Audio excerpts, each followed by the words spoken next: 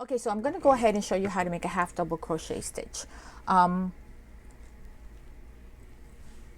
So you're going to do this the same whether you're working into some fabric or you're working into a chain stitch, okay? So if you're working into a fabric, you should chain 1 or chain 2 depending on your tension, okay? So we're going to look for the V. We're going to yarn over, insert the hook under both legs of the V, yarn over, pull it through. We now have 3 loops. So we're doing a half double crochet. We're going to yarn over and pull it through all 3 loops. That's a half double. That's all there is to it. Yarn over, insert the hook under both legs of the V.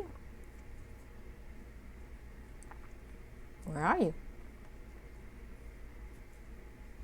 Yarn over. We have 3 loops. Yarn over, pull through all 3. Let's try one more. Yarn over, insert it under both legs, pull it through, yarn over, pull it through all 3. Okay, yarn over, insert it into both legs of the V, yarn over, pull it through, yarn over, pull it through all 3 loops. And that's how you do a half double crochet. Just continue. If you're doing it into a chain, I can go ahead and show you that right quick.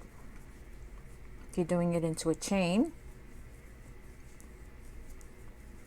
okay, so if you're doing it into a chain, this is what you do. You yarn over, look for the stitch that you want to do right in here, insert the hook, yarn over, pull it through, yarn over, pull it through all 3. Yarn over, find the stitch, yarn over, pull it through. You have 3 loops. Yarn over and pull it through all 3. Yarn over, find the stitch, insert it, yarn over, pull it through all 3 loops.